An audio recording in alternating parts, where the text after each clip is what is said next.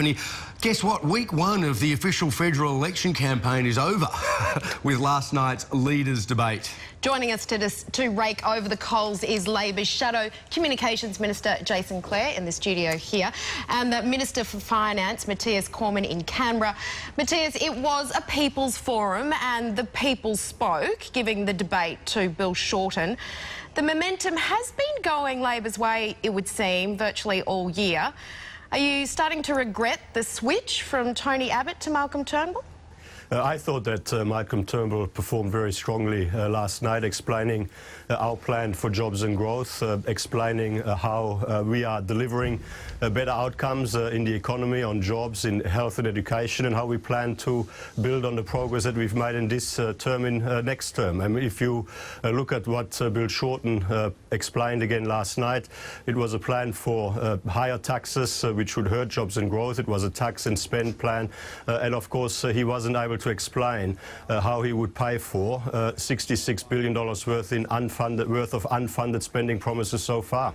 With respect, though, you might think he won the debate, but apparently the people who were in the room, the voters, they didn't. They thought Shorten did. Well, the voters will, of course, pass judgment on the 2nd of July. We are, as you say, 1 week in. There's 7 more weeks to go, and we will continue to explain why, as we are continuing to face global economic headwinds, as we continue to deal with pressures in the global economy, why it is so important that we continue to successfully transition from resource investment-driven growth to broader drivers of growth in a new and diversified economy, and that we have the plans to help ensure that happens.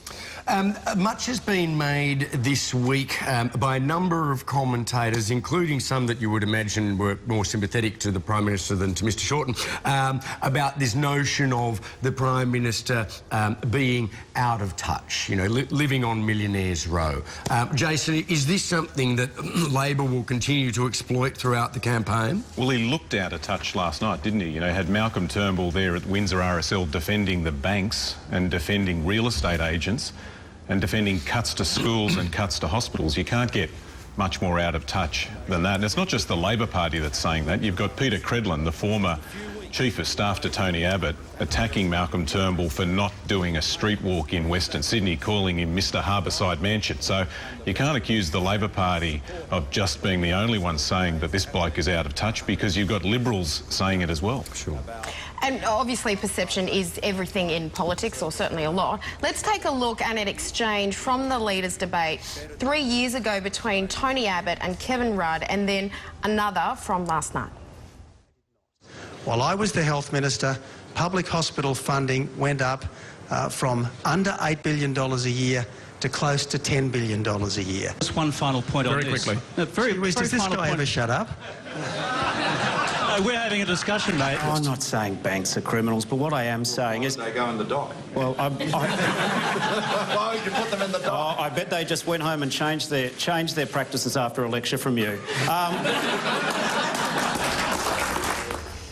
Matthias, 3 years ago, Tony Abbott made a telling point that Kevin Rudd was all about talking and not listening. Is the PM at risk of being made out to be, you know, Malcolm the lecturer, not Malcolm the listener?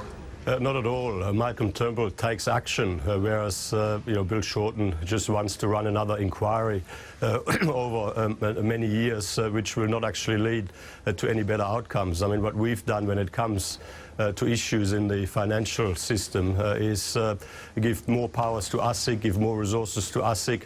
ASIC, which of course has the powers of a Royal Commission when it comes to investigation, but has more powers when it comes to taking action, because they can prosecute and actually resolve any wrongdoing. Guys, good spin from Matthias. He can spin better than Shane Warne. But the fact is, even Matthias didn't vote for Malcolm Turnbull. He voted for Tony Abbott in the spill last year, so even he didn't back Malcolm Turnbull. There's a clear choice at the next election, and Bill Shorten showed last night that he understands the issues and the concerns of people on modest incomes. Jobs, health, education, and by contrast, you've got Malcolm Turnbull there defending the banks, defending real estate agents, and what's his big plan for the country? A $50 billion tax cut for big business. We say we should be investing that in our kids and our schools, in education and healthcare.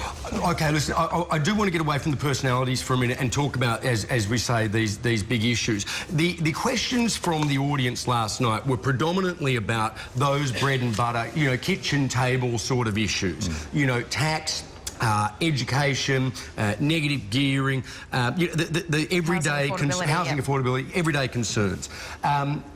My question to both of you, I guess, is will this election campaign at any point reveal some of the bigger social issues? You know, things like the environment, things like, you know, industrial relations, things like, you know, marriage equality, some of those things that aren't immediate, you know, bread and butter issues. Matthias? Well, obviously, in a 7-week campaign, well, 7 weeks from now till the election, a lot of issues will be canvassed. But like just talking about health, for example, bulk billing rates under the coalition are higher now than they were under the Labor government. When it comes to education, you know, just before the last election, Bill Shorten actually took $1.2 billion out of schools in Queensland, Western Australia, and the Northern Territory, which we put back in, and we are now increasing funding for schools in a way that is affordable and guaranteed within the budget. Making pie-in-the-sky promises without being able to explain how you're going to pay for them makes these promises meaningless. Right.